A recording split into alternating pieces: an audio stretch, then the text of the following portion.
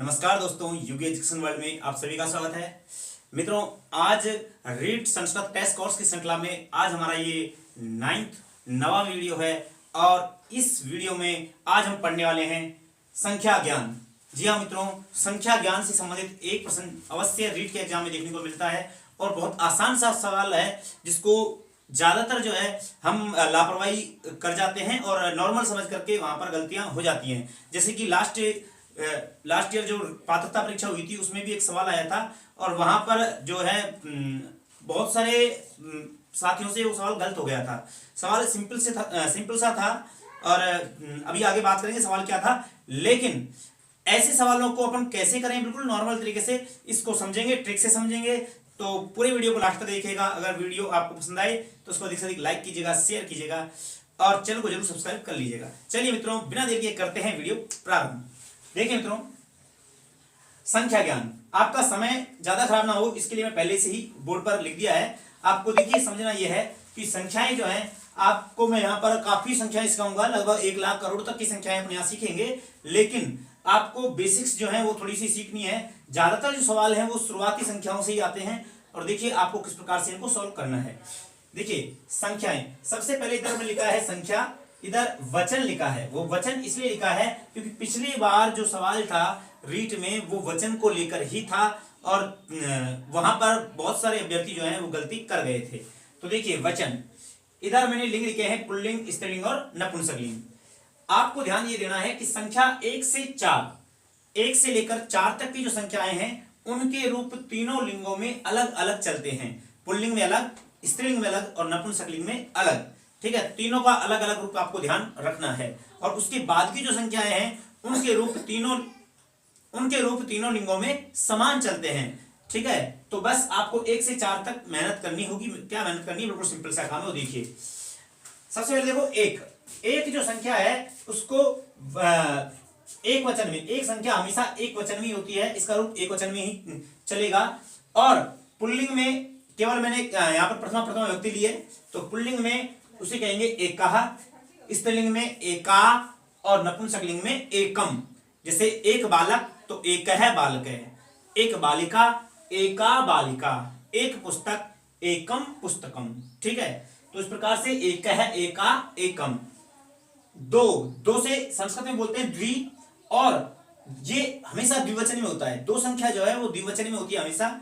ठीक है, और पुल्लिंग में इसे कहते हैं द्वौ, स्त्रीलिंग में द्वे और नपुंसकलिंग में भी द्वे कहते हैं। जैसे कि 2 बालक तो द्वौ बालकौ, 2 बालिकाएं द्वे बालिके और 2 पुस्तकें द्वे पुस्तके।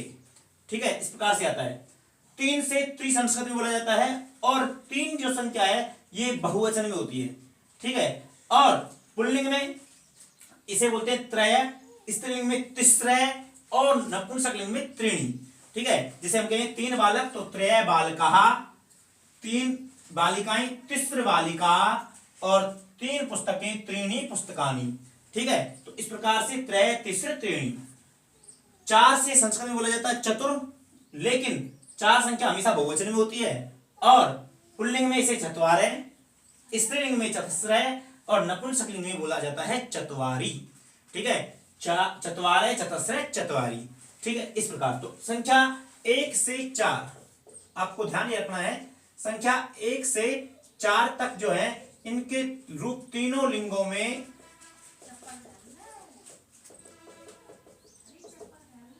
अलग अलग चलते हैं।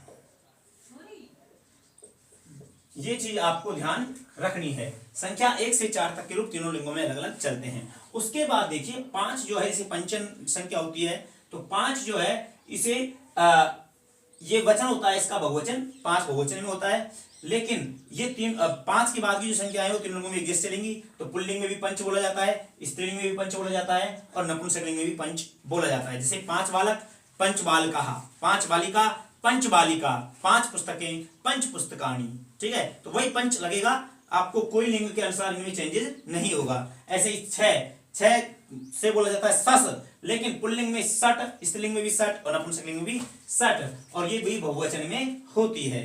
अब ध्यान रखने वाली बात है, जो ये नोट मैंने लिखा है इसको आप थोड़ा सा गौर से देखिएगा। संख्या 5 से लेकर 19 तक संख्याएं जो हैं वो बहुवचन में होती हैं। संख्या 5 से लेकर 19 तक, और 19 में भी मैं ये कहूंगा कि 9 10 तक, ध्यान दीजिएगा। संख्या 5 यानी पंच से लेकर 9 10 तक की संख्याएं बहुवचन में होती हैं। यहां से प्रश्न उठाया गया था, ध्यान रखना। और इनका रूप तीनों लिंगों में समान चलता है, यानी 19 तक की जो संख्या है इनका रूप तीनों लिंगों में एक जैसा चलता है। जैसे अब 5 और 6 का हमने देख लिया, 7 से सप्त, 8 से अष्ट, 9 से नव, 10 से 10, 11 से एकादश है, 12 से द्वादश है, 13 से त्रयोदश है, 14 से चतुर्दश है, 15 से पंचदश है, 16 से षोडश है, 17 से सप्तदश है, 18 से अष्टादश है और 19 से नवदश है। ठीक है, लेकिन 19 से एक और बोला जाता है एक कम 20, और एक कम से बोला जाता है संस्कृत में एकोन। तो एकोन 20 एकोन विंशति। ठीक है, तो एक 9 10 कहेंगे या एकोन विंशति, दोनों तरह से हम इसको कह सकते हैं। तो भैया 9 10 कहते हैं तो ये बहुवचन में आती है, लेकिन जब एकोन विंशति कह देते हैं ना तो ये 19 संख्या जो है वो एक वचन में आएगी और एक वचन में इसका रूप चलेगा। अब यही सवाल पिछली बार रीट में पूछा गया था कि एकोन विंशति जो संख्या है ये किस वचन में है, 19 संख्या किस वचन में है। और 19 को देखते ही अधिकांश जो साथी थे वो बहुवचन करके आगे, क्योंकि उन्होंने सोचा 19 बहुवचन में, एक दो नहीं है, बहुत सारे हैं, तो 19 बहुवचन में है। लेकिन मित्रों 19 एकोन विंशति के रूप में आया था, और एकोन विंशति मतलब बहुवचन नहीं होगा, एक वचन होगा। ठीक है, तो एकोन विंशति का रूप एक वचन में ही चलेगा, तो ये आपको ध्यान रखना है, ये एक वचन में चलेगा। एक बार इसका आप स्क्रीनशॉट ले लीजिए। अब आगे देखिए मित्रों, मैंने भी बताया था 19 में भी अगर 19 को हम एकोन विंशति कहते हैं यानी एक कम 20, तो ये जो है 19 एक वचन में होगी। अगर हम इसको 9 10 कहते हैं तो ये बहुवचन में इसके रूप चलते हैं। तो ये आपको ध्यान रखना। पिछली बार यही प्रश्न पूछा गया था कि एकोन विंशति जो संख्या है वो किस वचन में आती है, तो एकोन विंशति संख्या एक वचन के अंतर्गत आती है, ये ध्यान रखना है। तो देखिए यहाँ पर एक नोट लिखा है और ये इंपॉर्टेंट है, यहाँ से सवाल बन सकता है। पिछली बार यहीं से ही एक सवाल बना गया था। तो देखिए एकोन विंशति यानी 19 से नवनवति यानी कि 99 तक की संख्याएं नित्य रूप से एक वचन और स्त्रीलिंग में होती हैं। ध्यान रखना, लिंग भी पूछा जा सकता है कि 19 से लेकर 99 तक की संख्याएं नित्य रूप से किस लिंग में होती हैं, तो वो है स्त्रीलिंग। किस वचन में होती हैं, एक वचन में। ध्यान रखना, एकोन विंशति से लेकर नवनवति तक की संख्याएं नित्य रूप से एक वचन और स्त्रीलिंग में होती हैं। ये चीज आपको ध्यान रखनी है। अब देखिए 19 से बोलते हैं नवनवति, 20 से विंशति, 30 से त्रिंशत, 40 से चत्वारिंशत, 50 से पंचाशत, 60 से षष्ठी, 70 से सप्तति, 80 से अशीति, 90 से नवति और 99 से नवनवति। यहां तक की संख्याएं एक वचन और स्त्रीलिंग में हैं। लेकिन 100 जो है वो नपुंसकलिंग में होता है। ध्यान रखना, 100 जो है 100 और 1000 ये जो दोनों संख्याएं हैं ये नित्य रूप से क्या होती हैं, नपुंसकलिंग की होती हैं। और इनके रूप तीनों लिंगों में चल सकते हैं। देखो 100 के रूप तीनों लिंगों में चलते हैं, सतम सते सतानी, यानी एक वचन में सतम, द्विवचन में सते और बहुवचन में सतानी। ऐसे ही 1000 के रूप जो है, 1000 भी नपुंसकलिंग में होती है और इसके रूप भी नित्य रूप तीनों लिंगों में अलग, तीनों वचनों में अलग चलते हैं। एक वचन में सहस्रम, द्विवचन में सहस्रे और बहुवचन में सहस्राणी। ठीक है, तो इस प्रकार से 100 और 1000 तक के आपको ध्यान रखने हैं। और यहीं तक आपसे पूछा जा सकता है, इससे आगे नहीं पूछेंगे। फिर भी आपको थोड़ा सा नॉलेज के लिए आप बता दूं कि 10,000 से बोलते हैं संस्कृत में अयुतम, 1 लाख से बोलते हैं लक्षम, 10 लाख से बोलते हैं नियुतम और 1 करोड़ से बोलते हैं कोटि। आप इनको भी ध्यान रख सकते हैं। अब देखिए मित्रों, अगर आपने मोटा मोटा इसको ध्यान रख लिया तो बाकी की संख्याएं को कैसे बनाते हैं वो थोड़ा सा देख लीजिएगा। मैं यहाँ आपको समझा देता हूं, इसको ऐसे समझने का प्रयास कीजिए। मान लो जैसे कि आपको ये सारी संख्याएं आती हैं और अब आपको मान लो 75 को लिखना है, तो सबसे पहले आप इधर से चले इकाई के अंक को। सबसे पहले 75 में क्या है, 5, 5 से क्या बोलते हैं, पंच। अब बचा कितना, 70, 5 को लिख दिया है, बचा कितना, 70, और 70 से बोलते हैं सप्तति। तो सप्तति को और जोड़ दो तो बनेगा पंच सप्तति। ये 75 से होगा। ठीक है, मान लो आपको लिखना है 109। ठीक है, तो सबसे पहले इसको लिखोगे 9 को, तो 9 से नव, 9 से क्या बोलते हैं, नव। अब कितने बचे, 100। ठीक है। तो अब यहां पर आपको ध्यान रखना है कि आपने 9 लिख दिया, उसके बाद 9 ज्यादा है कितने से, 100 से। 9 ज्यादा है 100 से, तो ज्यादा से क्या बोलते हैं, अधिकम। तो नव अधिकम, तो नवाधिकम संधि हो जाएगी, नवाधिकम कितने से, 100 से, तो शतम, नवाधिकम शतम। इस प्रकार से आप इसको ले सकते हैं। मान लो संख्या है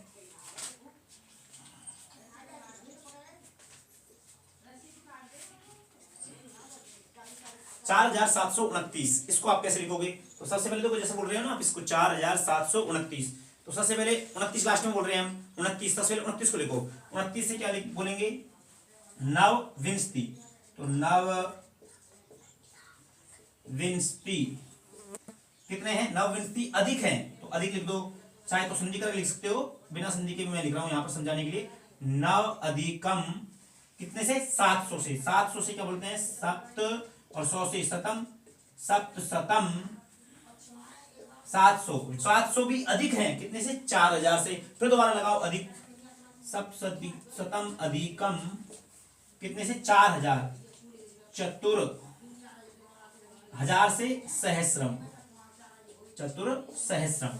तो नवविंशति अधिकम सप्तशतम अधिकम चतुर सहस्रम। इस प्रकार से आप बाकी की संख्याओं को भी बना सकते हैं। तो आप इनका एक स्क्रीनशॉट ले सकते हैं। तो आशा करता हूं मित्रों कि आप 1 करोड़ तक की संख्याओं को ऐसे बना सकते हो। अगर आपको फिर भी कोई डाउट है तो आप कमेंट कर सकते हैं। मैंने अपना पूरा प्रयास किया है, एक छोटे वीडियो में कंप्लीट आपको संख्या ज्ञान देने का प्रयास किया है। अगर ये मेहनत आपको पसंद आ रही है तो अपने मित्रों में इसको शेयर कीजिए, अधिक से अधिक वीडियोज को प्यार दीजिए, अपने कमेंट करिए, सही या गलत जो भी आपको राय लगती है वो दीजिए, और चैनल को सब्सक्राइब करके रखिए, पूरे वीडियोज को देखा करें। और ऐसे ही कंटेंट को पाने के लिए बेल आइकन को दबा के जरूर रखिएगा, जैसे ही वीडियो आता है तो आपके पास नोटिफिकेशन पहुंच जाता है। तो मित्रों, कल के वीडियो में धमाकेदार वीडियो के साथ मिलेंगे, और कल के वीडियो में हम बताने वाले हैं समय ज्ञान, घटिका, यानी संस्कृत में समय को किस प्रकार से लिखा जाता है। बहुत ही शानदार शॉर्ट ट्रिक में मैं आपको उसको समझा दूंगा। बस आपका प्यार चाहिए। मिलते हैं कल के वीडियो में, तब तक के लिए पढ़ते रहिए, मुस्कुराते रहिए। जय हिंद, जय भारत।